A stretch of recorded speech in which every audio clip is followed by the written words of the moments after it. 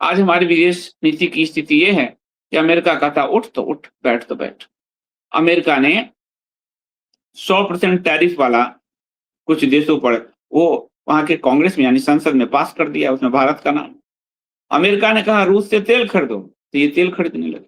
America ने कहा रूस से तेल बंद करो, तो ये तेल बंद करने लगे।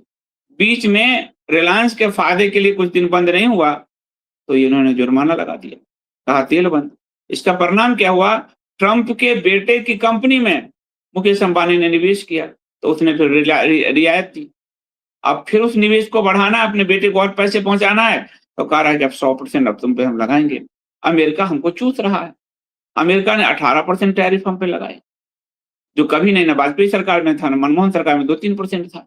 लेकिन उस पर इन्होंने माले पहने, संसद के अंदर माला पहने, अपनी हार पे माला पहने। मैंने पहली बार किसी नेता को देखा माला माला पहने कि भाई जिंदाबाद जिंदाबाद। ये मार्केटिंग पूरी गिमिक। जिंदाबाद 18% जब कभी था ही नहीं, आपके ही समय लग रहा है और आप जिंदाबाद कर रहे हो। अमेरिका के लिए कृषि बाजार खोल दिया। अमेरिका में इथेनॉल सरप्लस है, इथेनॉल सरप्लस है। वो वहां मक्का से इथेनॉल बनाते हैं। अब वो हमारे को वो इथेनॉल का मार्केट बना दिया है। अब हमारे यहाँ तेल मिलावट होने लगी। वो अमेरिका के लिए हो रहा था वो। और मक्के का आयात अब शुरू होगा, आप देख लेना, अमेरिका से कुछ दिन में शुरू होने वाले, वो देख लेना। उसके बाद यूपीआई, जो इनका नरेंद्र मोदी को ही का एक बहुत बड़ा श्रेय जाता है, डिजिटल करेंसी और यूपीआई। अमेरिका की धमकी के आगे यूपीआई अपना खत्म करने जा रहे हैं। क्यों? क्योंकि अमेरिका के वीजा कार्ड, मास्टर कार्ड ने धमका दिया है। तो क्या कह रहे हैं कि यूपीआई पर टैक्स लगेगा। जब जनता ने कहा, तो वित्त मंत्री तो आप ऐसे ही हैं कि रुपए कमजोर नहीं हो रहा, डॉलर मजबूत हो रहा है। अब वो कह रहे हैं ये टैक्स जनता से नहीं, मर्चेंट से लगेगा, दुकानदार से लगेगा। दुकानदार के घर में पैसा उगता है क्या? दुकानदार किससे लेगा? जनता से ही लेगा, जनता से ही लेगा।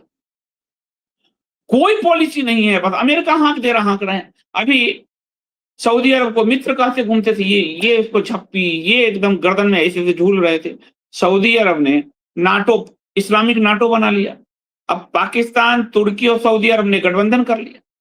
पाकिस्तान पे जो हमला करेगा वो तुर्की और सऊदी अरब पे हमला माना जाएगा। अब ऑपरेशन सिंदूर करेंगे तो इनकी हालत खराब हो जाएगी। अमेरिका साथ नहीं देगा और उसका इन्होंने साथ छोड़ दिया है। बांग्लादेश के बगल में अमेरिका बैठा लिया है, उधर नेपाल में अमेरिका बैठा लिया। क्या बस चमकना है, लाली पाउडर करके रील बना देना है, जो चाहती है करना है। स्थिति देश की विदेश नीति की, अर्थनीति की, शिक्षा नीति को ऐसा बर्बाद किया है कि शिक्षा नीति खड़ी ही नहीं हो सकती। आप देखिए, अगर शिक्षा नीति अच्छा है, आपको लगता है कि अच्छा है, आप मान लीजिए ब्रांडेड है तो आपको लगता है अच्छा है, तो फिर शिक्षा मंत्री का की बेटी विदेश क्यों पढ़ती है? धर्मेंद्र प्रधान की बेटी क्यों पढ़ती है विदेश? फिर विदेश मंत्री का बेटा क्यों जाता है वो विदेश में क्यों पढ़ा? जितने भी इनके मंत्री हैं, फिर वो सब विदेश में क्यों पढ़ते? जब यहाँ की शिक्षा व्यवस्था इतनी अच्छी है तो इन सबके बच्चे विदेश में क्यों पढ़ रहे हैं? ये सवाल होना चाहिए ना। शिक्षा मंत्री जब देश की शिक्षा सुधार रहे हैं, बच्चों का भविष्य बना रहे हैं, अपनी बेटी क्यों पढ़ाते हैं इंडिया में? कोई जवाब नहीं। पूरा एजुकेशन सेक्टर खत्म कर दिया, नीट पेपर, बेरोजगारी बढ़ती जा रही है। लोगों को कह रहे हम रील लैब खोल देंगे, रील बनाओ। ये जो रील है तो आपको एक प्रोडक्ट बना रहा है। रील एक नशा हो गया है, रील एक अफीम है, और रील का कल्चर क्रिएट करने वाले हमारे प्रधानमंत्री। आप भाषण में कर रहे हैं, आप जो रील बनाते हो ना, ये हमारी सरकार की डाटा नीति के कारण बनाते हो। और पढ़ाई लिखाई छोड़ दीजिए, पूरे दिन रील बनाइए। रील कल्चर मतलब China, Korea, Vietnam, Japan AI में निवेश कर रहे हैं, एआई कंपनी खड़ी हो रही है, और ये कह रहे हैं हम रील लैब खोलेंगे यूनिवर्सिटी। मतलब गजब तमाशा, पूरा देश एक सर्कस बना दिया है।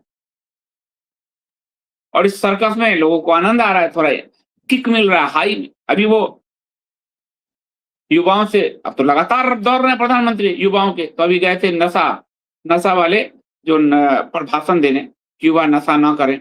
उसमें सारे बहुत विद्यार्थी आए, मतलब युवा आए थे। उसमें जितनी बाबा जी सब उनके वो सभी प्लेटफॉर्म पे थे, श्री और ये सब जितने होते हैं, वहां करें नशा से हाई होता है। ये भाषा उनकी चुड़ाते हैं, हाई होता है, लो होता है। लेकिन उनके करियर को बनाने के लिए कुछ नहीं करते। स्थिति ये है।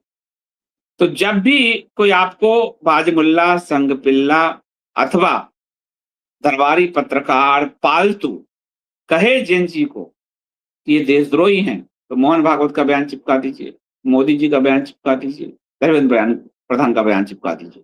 इससे होगा क्या कि उनके जो पाठक दर्शक हैं, उनको पता चल जाएगा कि ये दोहरा चेहरा रखते हैं, ये दोहरा चरित्र अपना रहे हैं। ये बहुत ज़रूरी है, नहीं तो ये मूर्ख बनाने का पूरा मशीन चल रहा है।